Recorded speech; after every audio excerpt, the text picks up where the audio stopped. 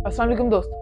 साल 1959 रशिया के Ural mountains 9 highly trend और एक्सपीरियंस हाइकर इसको पार करने की कोशिश में निकलते हैं। ये इतने एक्सपीरियंस होते हैं कि -30 टेम्परेचर इनके लिए कोई मसला नहीं होता, लेकिन ये वाली ट्रिप कुछ अलग थी।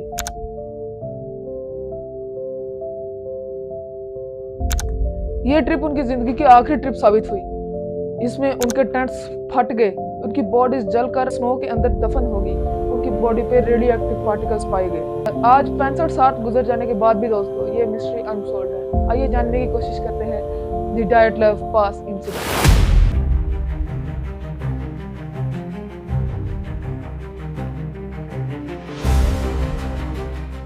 सबसे पहले बात करें दोस्तों के 9 स्टूडेंट्स थे कौन। ये 9 students Ural mountain polytechnic institute के स्टूडेंट्स थे। ये सारे लोग बहुत ही एक्सपर्ट्स माउंटेनर्स थे। ये लोग गोरा ओटोटन के माउंटेन्स को पार करने निकले थे, जिसका मतलब ही ये है डोंट गो देयर। 23 जनवरी 1959 को ये दोस्तों सफ़र शुरू हुआ और उस वक्त सबका मूड बहुत अच्छा था। सारे एक दूसरे के साथ जोक्स कर रहे थे और उसमें से एक बंदे ने डायरी में लिखा था weather is tough but we are ready to go. लेकिन उन्हें क्या पता था कि ये उनके आखिरी अल्फाजों में से एक होगा। उसके बाद आता है टर्निंग पॉइंट दोस्तों। ये ग्रुप बहुत ही अजीब सा फैसला लेता है और टेंट्स को जंगल में लगाने के बजाय माउंटेन की स्लोप पे लगा देते हैं। और माउंटेन कोई आम भी नहीं था। लोकल लैंग्वेज में अगर कहा जाए तो खोलट सियाखल, जिसका मतलब है डेड माउंटेन। और उनकी लास्ट फोटो में भी देखा जाता है कि वो हवा बहुत तेज चल रही है और उधर जो टेंट्स हैं वो हाफ सेट है और लोग थके होने के बावजूद भी काम कर रहे हैं।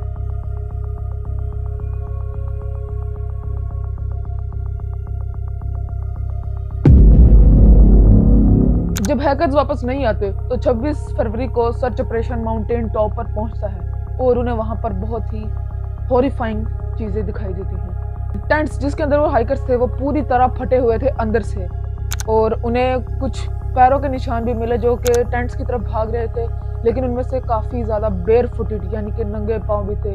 इमेजिन करें दोस्तों -20 का टेम्परेचर है और वो बेयर फुटेड जा रहे हैं। उसके बाद उन्हें 2 डेड बॉडीज मिलती हैं फॉरेस्ट के एज पर, एक दरख्त के पास जिसके पास प्रोबेबली उन्होंने आग जलाने की कोशिश की। उसके थोड़ा सा आगे जाके 3 और डेड बॉडीज और मालूम पड़ता है कि वो लोग अपने टेंट्स की तरफ वापस क्रॉल कर रहे थे। लेकिन सबसे हॉरिफाइंग चीज तो अभी बाकी है। मई 1959 में स्नो मेल्ट होती है और 4 डेड बॉडीज और मिलती हैं, लेकिन उनकी इंजरीज समझ से बाहर। डुबीनिया, उसके रिब्स क्रस्ट हो चुके थे और उसकी जुबान मिस थी। जोलोटारियोव, इसका चेस्ट कोलैप्स कर चुका था जैसे किसी कार एक्सीडेंट में हो। ब्रिग्नोलिज, इसका स्कल बुरी तरह फ्रैक्चर हो चुका था। और कोलेवेटोव, इसको स्वीयर नेक ट्रोमा।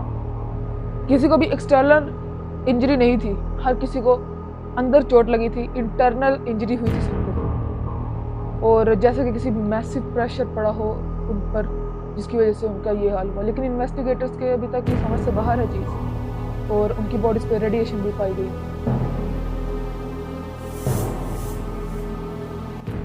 उसके बाद बात करें कि अगर इसके रिलेटेड क्या थ्योरीज आई हैं, तो उसके रिलेटेड बहुत ज़्यादा थ्योरीज आई हैं और उनमें से सबसे पहली है एवालांच थ्योरी।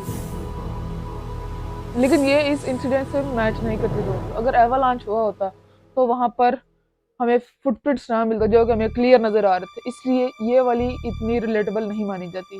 उसके बाद दूसरे नंबर पे आती है कि किसी जानवर का हमला हुआ हो, भालू का, क्योंकि इस इलाके में भालू पाए जाते हैं। लेकिन जिस तरह से वो टेंट अंदर से कटे हुए थे वो किसी जानवर का काम नहीं हो सकता। उसके बाद तीसरे नंबर पर आता है दोस्तों मिलिट्री टेस्ट का, जो कि सबसे ज्यादा एक्यूरेट माना जाती है इस थ्योरीज में। उस वक्त यूरल के mountains cold war secret missile testing के लिए बहुत ज्यादा फेमस थे और इसके हमें एविडेंस भी तो मिलते हैं दोस्तों कि वहाँ पर रेडिएशन हुई थी, हमें उनकी बॉडीज पर रेडिएशन मिली। उसके अलावा वहाँ पर एक ऑरेंज कलर की लाइट देखी गई। उसके अलावा इन्वेस्टिगेटर्स का मुंह बंद किया गया और कुछ मिसिंग फाइल वगैरह, जो कि इसकी तरफ बहुत ज़्यादा रिलेट करता है कि यही मोस्ट प्रोबेबली हुआ होगा। उसके बाद बात करें चौथे की, तो वो था मंसी ट्राइब अटैक। लेकिन वहाँ पर दोस्तों कोई भी हमें स्ट्रगल के निशान नहीं मिले और वहाँ पर सिर्फ जो फुटप्रिंट्स थे जो हमें वहाँ से मिले वो सिर्फ और सिर्फ हाइकर्स के थे। उसके बाद अगर थ्योरीज की बात हो और एलियंस की बात ना हो, ये तो बात गलत है। तो 5वां पॉइंट्स हमारा यही है। एलियंस के बारे में भी कही गई बात कि एलियंस का काम है, और ये कुछ किसी तरह हमें मैच भी हुआ, वहाँ पे हमें रेडिएशन मिली और ऑरेंज लाइट, लेकिन इसका हमारे पास कोई इतना खास एविडेंस नहीं है जिसकी वजह से ये इतनी एक्सेप्टेबल नहीं। उसके बाद अगली थ्योरी की बात करें तो वो है कैटाबैटिक विंड्स, जो कि 2000 किलोमीटर पर आवर की स्पीड से चलती हैं। ये पैनिक तो क्रिएट कर सकती हैं, लेकिन वो इंटरनल इंजरीज वो एक्सप्लेन नहीं होती इससे।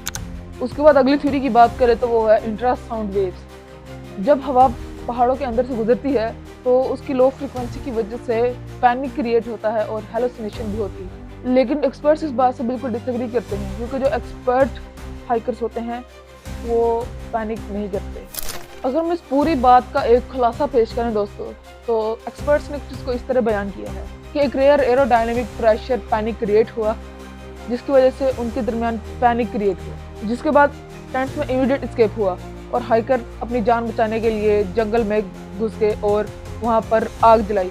लेकिन उनमें से 4 हाइकर जो बर्फ के अंदर थे वो वहीं फैटल इंजरी की वजह से वहाँ दफन हो गए। लेकिन और भी बहुत सारी चीज़ें हैं। वो पैनिक क्रिएट क्यों हुआ, ओरिजिन क्या था, वो मिलिट्री टेस्ट, वो सारा बैकग्राउंड क्या, ये मिस्ट्री अभी भी अनसॉल्व है। अपनी बात को मैं इस तरह एंड करना चाहूँगा दोस्तों कि ये इंसिडेंस हमें ये बताता है कि जो नेचर है वो अनप्रेडिक्टेबल है। कभी कभी नेचर बहुत ज़्यादा प्यारी होती है, लेकिन ये कभी कभार बहुत ही खौफनाक बन जाती है। 9 स्टूडेंट्स जो थे, जो कि एक सैर पर निकले थे, लेकिन अपनी जान गंवा बैठे।